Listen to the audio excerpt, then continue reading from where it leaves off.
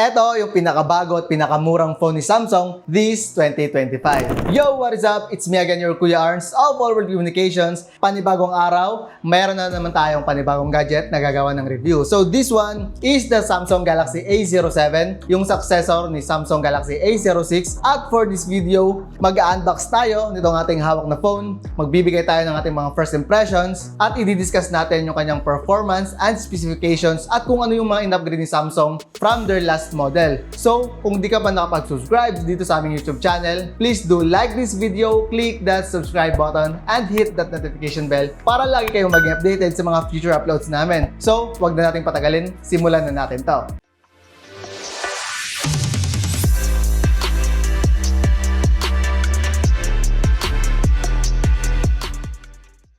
So we have here the sealed box of the Galaxy A07. So this is the first time na bubuksan natin to.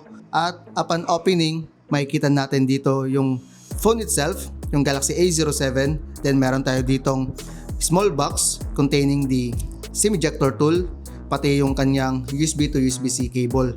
Also, the paper materials or the manuals. So ngayon, bubuksan na natin itong ating Samsung Galaxy A07. Then set up na natin. First is the design. So in terms of thickness, meron siyang kapal na 7.8mm which is mas manipis kaysa sa previous model na Galaxy A06 with 8mm thickness. So masasabi kong this is quite sleek for its class. Mas magaan din siya with 184 grams compared sa previous model with 189 grams. So available to in two different colors. Meron tayong black, pati itong hawak natin na light violet variants. Mapapansin din natin yung pinagbago sa kanilang camera module kasi tinanggal na ni Samsung yung kanilang individual camera ring look at inilap itong all cameras in one module look, which is maganda talaga tingnan. Ang lakas baka premium. By the way, yung back cover niya is made of GFRP or the glass fiber reinforced plastic. So this goes to show that Samsung tweaked its design and appearance slightly. On the right side, makikita natin yung kanyang power button which also serves as the fingerprint sensor. At dito sa taas ng kanyang power button is the volume rocker. On the left side naman, meron tayong SIM card and micro SD card tray. And if ever you'll be buying the base variants with 64GB of storage, then this micro SD card will be very helpful. At the bottom part, meron tayong USB-C port, microphone, speaker, at yung ating 3.5mm headphone jack. Yes, di pa tinatanggal ni Samsung yung ating 3.5mm headphone jack. By the way, Samsung gives this an IP54 rating, which means meron siyang dust and splash resistant. So very useful to for rainy commutes or yung mga light dust environment. Now, the display, the Samsung Galaxy A07 has a 6.7 inches PLS display with HD Plus resolution, 720 by 1600 pixels, which means there will be some trade-offs in terms of the sharpness versus the cost. Pero isa sa mga upgrades neto from the previous A06 model is meron na siyang 90Hz refresh rate, which smooths out the scrolling, animations, and the general navigation. Hindi ito nakikipag-compete sa AMOLED or HD displays, pero for social media, watching videos, or everyday use, smooth na smooth siya, especially dahil meron siyang 9Hz refresh rate as a bonus. Another thing na napansin ko dito is hindi pa siya naka-punch hole design at medyo makapal yung kanyang bezels, which is I think reasonable naman based sa kanyang price point. This year, nag-upgrade talaga si Samsung in terms of chipset kasi on their previous models like the A05 and A06, yung ginamit nila is the same G85 chipset. Pero itong si Galaxy A07 is using the newer 6nm processor, specifically the MediaTek Helio G99 chipset, which replaces the older and less efficient chips. So eto naman yung ating nakuwang benchmark results. Sa Geekbench, we got a score of 729 for single core and 2009 for multi-core.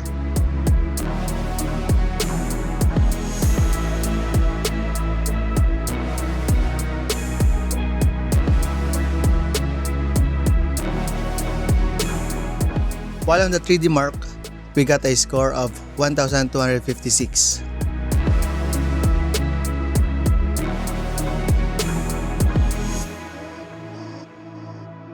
At sa Antutu benchmark naman, we got a 416.900.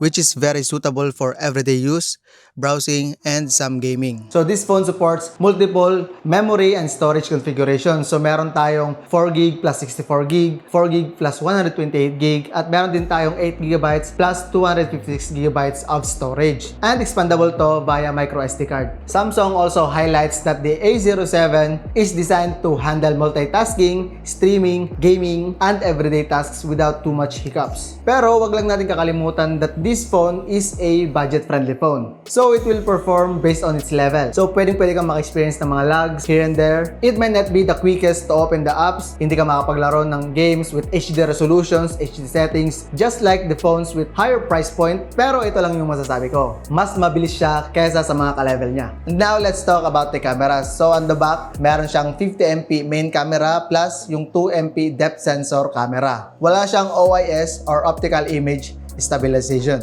The 50MP sensor delivers a decent and crisp detail in good lightings. And yung image processor is tuned to balance light and shadow for better clarity. However, in low light, yung performance niya is limited. Noise and loss of detail will creep in. And yung depth of camera ay hindi masyadong nag-a-add beyond extra bokeh effect.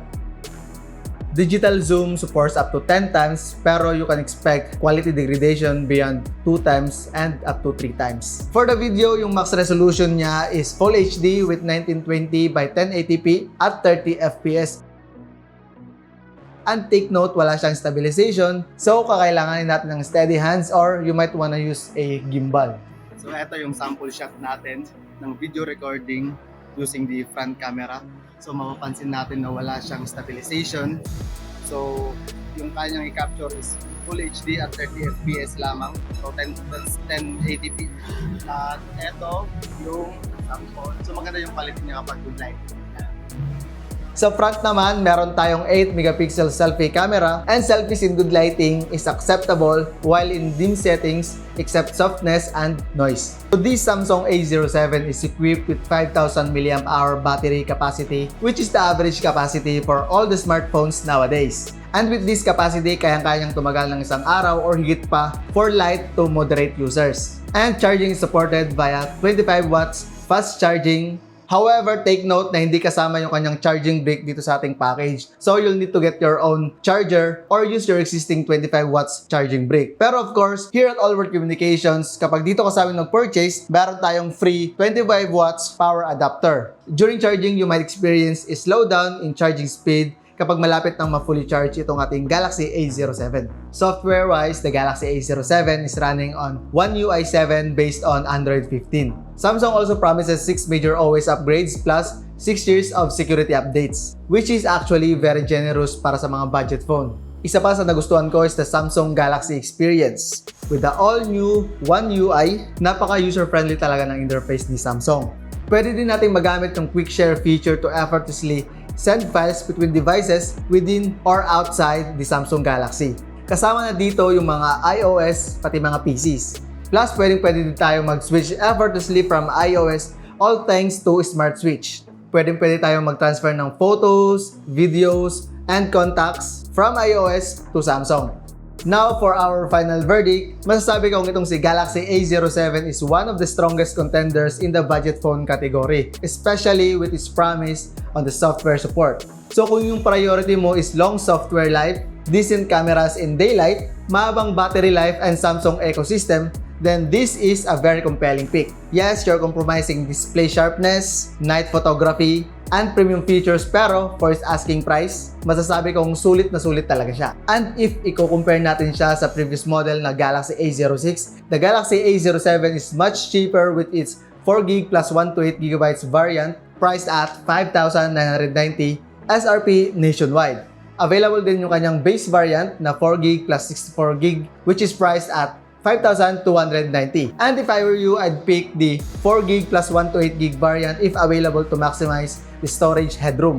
Just pair it with a 25 watts charging brick and accept the trade-offs of what it is. A smart, budget Samsung phone which is built to last. And that is all. Thanks for watching our walkthrough of the Galaxy A07, and if you found this helpful, please click that like button and subscribe for more tech videos. And drop your questions or thoughts about the Galaxy A07 in the comments below. So anong variant yung pipiliin mo? the 64, 128, or the 256? Let me know in the comments.